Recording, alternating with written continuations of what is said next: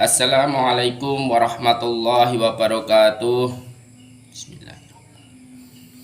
Alhamdulillahirabbil alamin. Kita panjatkan puja puji syukur atas rahmat Allah Subhanahu wa taala yang telah memberikan kesehatan kepada kita semua dan masih memberikan keselamatan kepada kita semua. Semoga kita semua diselamatkan dari segala bencana ataupun dari segala musibah dan dari segala penyakit, dan semoga Allah Subhanahu wa taala senantiasa menuntun keluarga kita ke jalan yang benar atau ke jalan yang lurus. Amin amin ya robbal alamin. Dan saya tidak lupa untuk mendoakan kalian semua. Semoga kalian semua yang mendengarkan video ini atau ucapanku ini, saya mendoakan semoga kalian, khususnya subscribe saya yang saya hormati. Kali ini saya akan membahas soal kesaktian Satrio Piningit. Untuk apa saya membuat video ini? Yang pertama, mungkin dengan ucapan saya kalian lebih waspada. Bukannya saya menakuti kalian semua. Saya berbicara ini melalui hati ini cuma buat berwaspada jika bencana akan terjadi. Yang pertama, soal kesaktian Satrio Piningit. Dari kata kesaktian, apa itu kesaktian? Kesaktian adalah sebutan dari orang lain untuk seseorang. Karena apa? Bagi orang yang sudah mendapatkan rahmat bil alamin, maka manusia itu tidak akan pernah merasa sakti, tidak akan pernah merasa bisa, tidak akan pernah merasa benar, dan tidak akan pernah memuja nafsu duniawi. Makanya ada kata yaitu soal kesaktian atau ucapan atau kalimat kesaktian. Dikarenakan apa?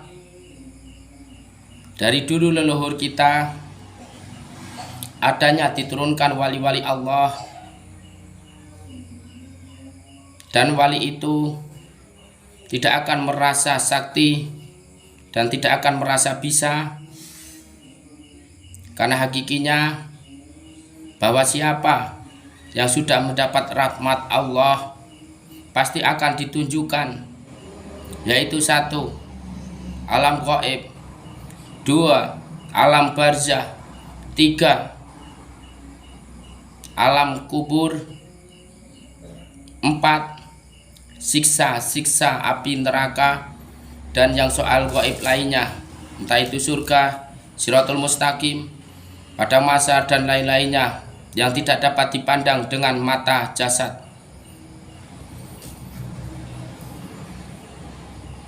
Kenapa? Karena manusia yang sudah mendapatkan rahmat Allah Subhanahu wa taala, dia tanpa meminta, pasti Allah sudah tahu akan memberikan apa yang perlu diberikan.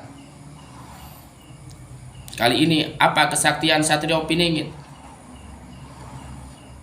Yang paling agung menurut saya pribadi, atau yang menurut saya pribadi yang luar biasa atau dahsyat, yaitu Satrio Piningit mempunyai lidah api. Apa itu lidah api? Itu sebutan dari ilmu. Ilmu apa? Ilmu yang suaranya dapat menembus di ujung langit, sehingga Allah langsunglah yang akan mendengar doa-doa si sang legenda Satrio Piningit karena mempunyai ajian yaitu lidah api atau si pahit lidah. Kalau dia sudah mengucap dengan serius, maka dia insya Allah akan dikabulkan atau pasti akan dikabulkan oleh Allah Subhanahu wa Ta'ala. Dikarenakan apa? Dikarenakan manusia, bahwa siapa yang sejatinya mempunyai ludah api,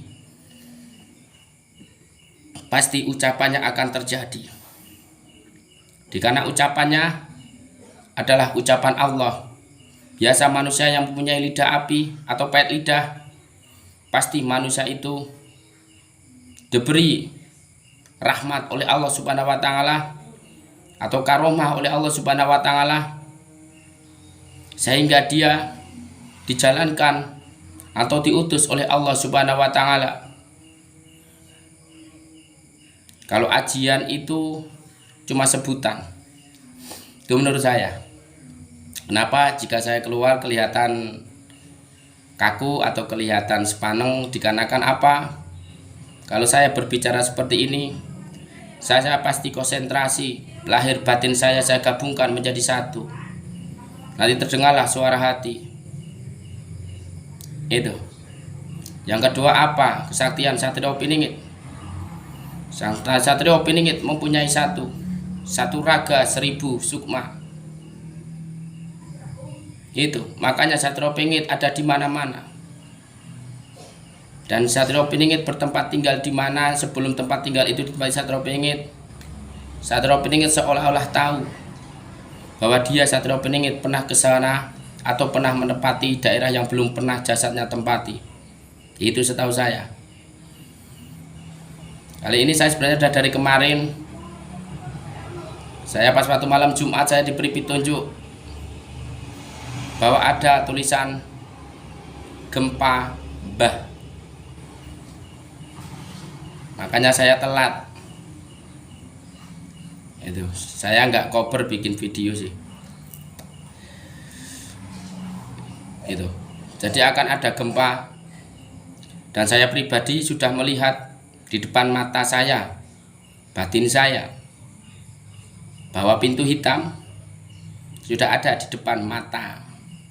Itu pertandanya apa? Kita untuk lebih waspada atau hati-hati. Dikarenakan apa? Sepandai-pandainya manusia adalah manusia yang eling dan waspada. Karena manusia ceroboh, dia pasti akan jatuh atau akan ketun atau menyesal di kemudian harinya. Itu.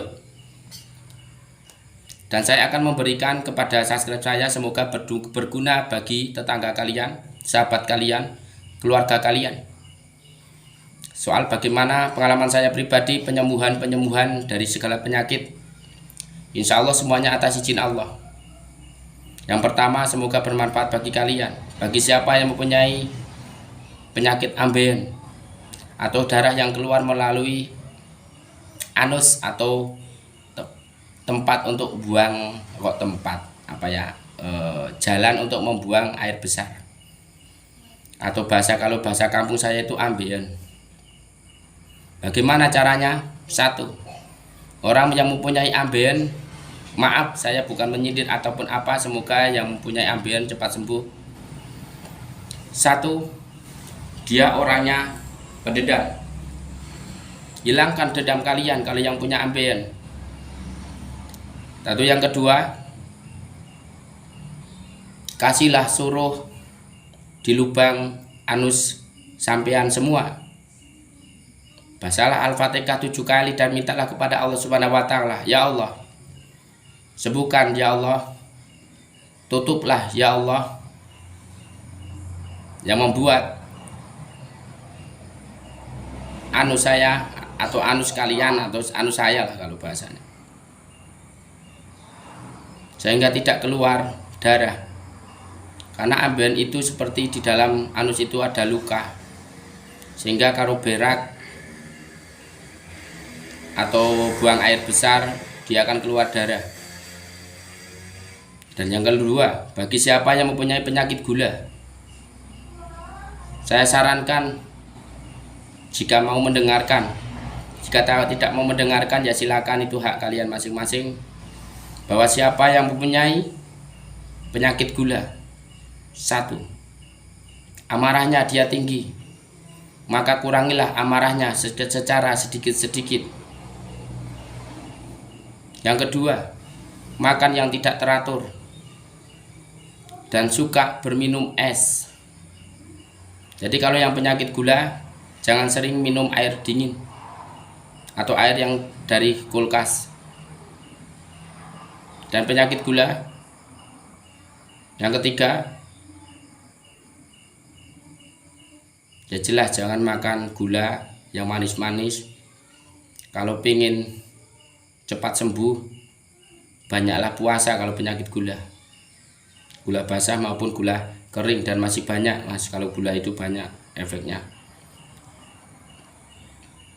Yang ketiga, bagi siapa yang mempunyai kepala yang sering sakit, terapilah Anda sendiri setiap pagi. Kalian itu gini, pegang kalau sama ditutut, atau tariklah rambut kalian secara pelan-pelan.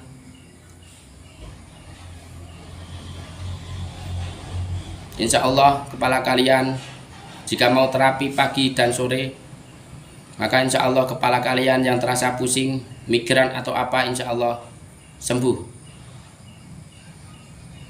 Dan masih banyak yang lain. Apalagi ya, saya mau penyakit apa lagi ya. Dan bagi kalian, jika ada bangsa jin yang mengganggu kalian, dari segi bangsa apa? Kalau seumpama anak kalian, istri kalian, atau yang dari keluarga kalian. Karena bagi saya, bagi manusia yang bukan keturunan, saya cuma berpesan jangan bermain atau jangan mengusik soal jin. Karena apa bedanya kita itu dari keturunan dan belajar? Kalau keturunan kita itu udah dari darahnya, si eyang-eyang atau mbah-mbahnya kita dulu itu, ada orang yang sudah mempunyai ilmu yang diberi oleh Allah Subhanahu wa Ta'ala, dan pasti ada yang menjaga. Kalau bahasa Islam yaitu malaikat Allah Subhanahu wa Ta'ala, dan kalau bahasa jin yaitu khodam. Itu dari siapa? Dari pas waktu dulu simbah kita, kalau keturunan itu ikut kepada kita, yaitu putunya lah, kalau bahasa itu anak cucunya. Nah, kalau bedanya yang belajar apa? Kalau yang belajar itu mencari ilmu. Dia itu mencari ilmu, beda bekengannya sama yang keturunan.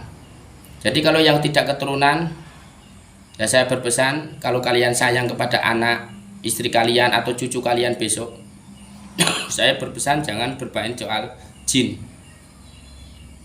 Karena apa? Orang yang mempunyai keturunan pun, dia tidak pernah mengusik bangsa jin. Kalau yang saya alami, karena saya keturunan, itu saya tidak mau mengusik alam jin. Dikarenakan apa? Terlalu bahaya.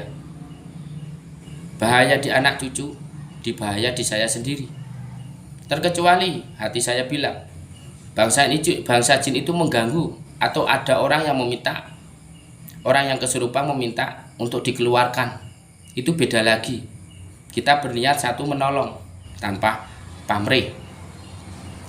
Itu. Yang kedua, kita kalau sudah dia sembuh ya kita tidak sombong. Karena apa? Hakikatnya yang mengeluarkan itu hanyalah kita hanya berdoa kepada Allah Subhanahu wa Ta'ala. Sebenarnya siapa yang mengeluarkan? Satu, jinnya pengen keluar sendiri. Yang kedua apa itu? Ya malaikat Allah itu turun. Itu kalau menurut saya. Dan itu petunjuk saya dari hati saya. Itu. Makanya saya merasakan ada gempa. Itu. Dan pintu hitam itu dalam pandangan mata saya maupun batin saya, dia udah di depan mata. Artinya kita lebih waspada. Itu ya. Salam dari saya. Semoga yang masih sakit, yang mendengarkan diangkat penyakitnya oleh Allah Subhanahu wa taala. Dan yang masih diuji oleh Allah Subhanahu wa taala soal rezeki, semoga dilancarkan rezekinya oleh Allah Subhanahu wa taala. Dan bagi yang masih jomblo, semoga diberi pendamping oleh Allah Subhanahu wa taala yang sakinah, mawaddah, warahmah. Dan semoga kalian semua dilindungi dan diselamatkan oleh Allah Subhanahu wa taala Sang Maha Cipta. Saya ucapkan terima kasih. Assalamualaikum warahmatullahi wabarakatuh. Salam saudaraku, salam sehat, salam sejahtera. Semoga kapan-kapan kita bisa bertemu lagi. Kita bisa bertemu ngopi-ngopi, dan kita bisa bertemu untuk dalam hal kebaikan. Karena apa? Saya juga masih buruk. Saya juga masih banyak dosa mungkin hati saya. Itu. Saya ucapkan terima kasih. Assalamualaikum warahmatullahi wabarakatuh. Sahabat-sahabat subscribe, terima kasih. Semoga bermanfaat bagi keluarga kalian. Luwih waspada.